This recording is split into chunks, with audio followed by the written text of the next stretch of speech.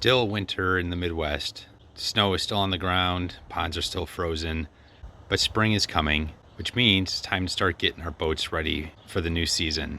Because we can't run our boats due to the ponds being frozen, we've been fixing them and making some upgrades and some repairs. Primary focus today is going to be on the PT-169. I've got the motors mounted. Now it's time to get the cooling fixed so that it fits the 540 motors versus the 550 motors that it had come with. But just wanted to show what else we have coming. For the 169, I have an Offshore Electrics small water outlet, so we'll get a nice clean outlet coming out the side of the boat instead of having a piece of tubing sticking out the side. Again, also from Offshore Electrics, water cooling plate for my ESCs. I've already got one that I have in a different boat, and I'm going to put this one in the 169 because that seems to work really well. And then for the Stealthwake, we have a 45mm diameter prop, also from Offshore Electrics. Notice this is for a 3/16 shaft. The Stealthwake is a 1/8, but I also have an adapter also from Offshore Electrics that will fit inside this to adapt a 3/16 prop to fit a 1/8. And then I also got this nifty little Cleat from Offshore Electrics. I'm going to mount that up here on the bow, and then that will allow us, when we do our fishing line recovery, with this mounted basically this way on the bow. If the boat gets stuck, we throw the fishing line over the end and it'll catch on the cleat on the bow of the boat, and then we can reel it back in. And then for the candy, I bought a motor mount. So we're going to put an actual motor mount inside the candy, give us a little more flexibility in what we can mount and how we can mount it. And then a set of trim tabs. Originally I bought these for the candy. They're not real big. They're 1.5 inches by 1 inch, and they're adjustable. And when we get these mounted, I'll show you how that works. But the holes actually line up already with the holes in the Stealthwake. So I'm thinking I may actually put those in the Stealthwake. But again, our primary reason for being here today is to get the PT-169 finished. I've got the motors mounted. I just need to get the new cooling lines put in. When we had cooling on the 169 with the 550 size motors, you can't really see it in the picture, but it makes a difference. This was on the 550, so the diameter is actually fairly large compared to a 540. So I already made one, and I'll show you how I made that. So when I make my water cooling pipes to go around my motors, I use the K&S 5/32 brass tubing. So the 5/32 outside diameter tubing works really well with your standard, I think it's 1/4 inch outside diameter, like silicone fuel tubing, or basically your silicone tubing for your water cooling lines. Works really well. Fits on there nice and tight, so you don't have to worry about having fuel hose clamps, but either way it works. The reason I like to use the brass instead of aluminum, which is popular, the Stealthwake came with the aluminum water cooling tubing. It's a lot easier to work with, but it also corrodes really bad on steel. So aluminum and steel together will corrode.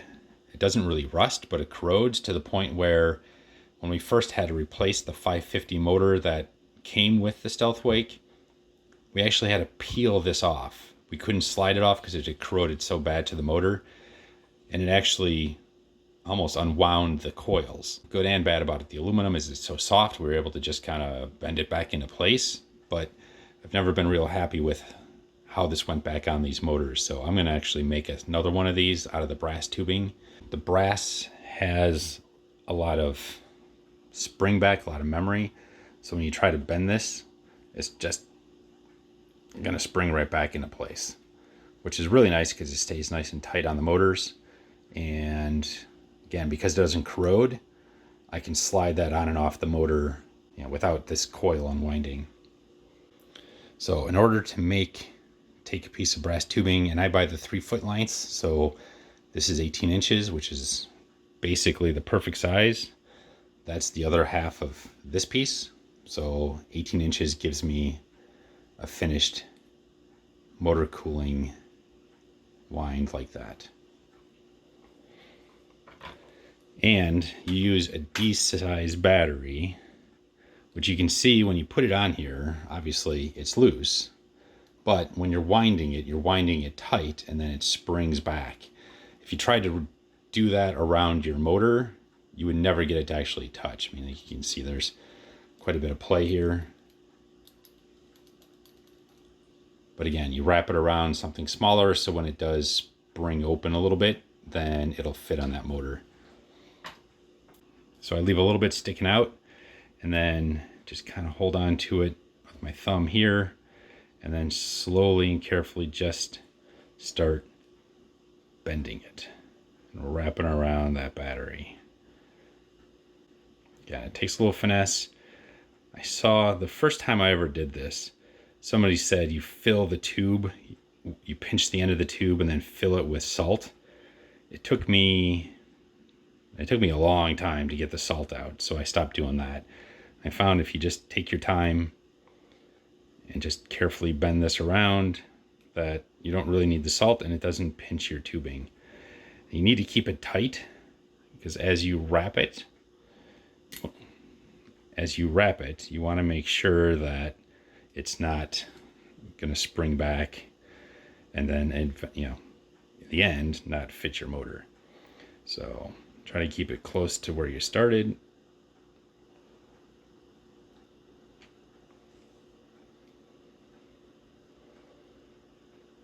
Just kind of keep pulling that tight. I like to work from the outside so that the tubing has a nice bend. Kind of use it as a, so you can see how it's already springing open on us. So you just kind of keep working that around. Eventually, you will get it to the size you need. Yeah, it might not be the prettiest, but it works.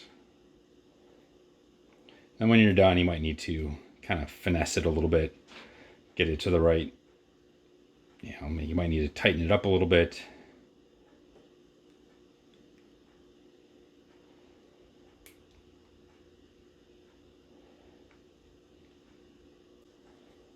So I'm actually going to stop with these probably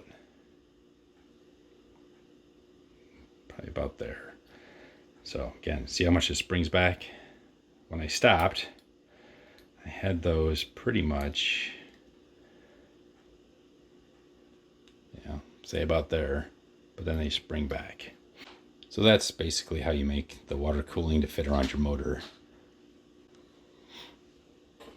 So I'm just going to put this on here. Got to kind of work it on a little bit, but that's a nice, lots of nice snug fit. Get this guy mounted back up and then make a second one for the other motor. So here's the finished water cooling plumbing. You can see I've got the brass coils around both motors. I've got the plumbing coming in from underneath. I can show you that in a minute. I've got the water line split coming into the one motor. So it goes up to the ESC cooling plate, and then of course exits, and then actually comes back together there. So it's all exiting the motor and the ESC cooling water combined, and then exit out the one side. This white silicone tubing isn't the greatest stuff. I got it for cheap on Amazon, and You get what you pay for. But if you notice, I do have a section of the 1/4 inch outside diameter blue silicone tubing. It's actually fuel line. This stuff, you can bend it pretty tight and it won't kink. It's kind of hard to see it in there, but it's a pretty tight bend to get out, to get off the motor cooling and back out. So I use the blue cooling line, fuel line, to make that bend because it's never going to kink. This white stuff kinked. So put a little piece of the higher quality tubing on there, and then obviously it comes into that coupler and then exits out the rear. So that is the finished assembly. We're ready to go. The water cooling pickups, I drilled through the bottom of the hull, put in 2 pieces of that brass tubing coming through here. So you can see the other one there on the other side. So that gives me my water pickups. The other thing I did with the PT-169 is I moved the motor mounts. Previously, this plywood plate extended all the way pretty much back to where the battery stop is. The motors were up significantly higher. I had a different coupler in here, so it had a pretty significant bend. But now with the universal joints, I had to lower the motors down. I epoxied this little wood plate to the hull and then took the same motor mounts that I already had and then just attached them down here. So actually ended up dropping the motors to get that motor more in line with the shaft so that the universal joints fit better. I like these a lot better than the ones I was using, and it should help the boat operate a little bit better. So in addition to that, I've got new 35 millimeter diameter counter rotating props. These are about a 1.4 pitch. Should work a lot better than what I had on here.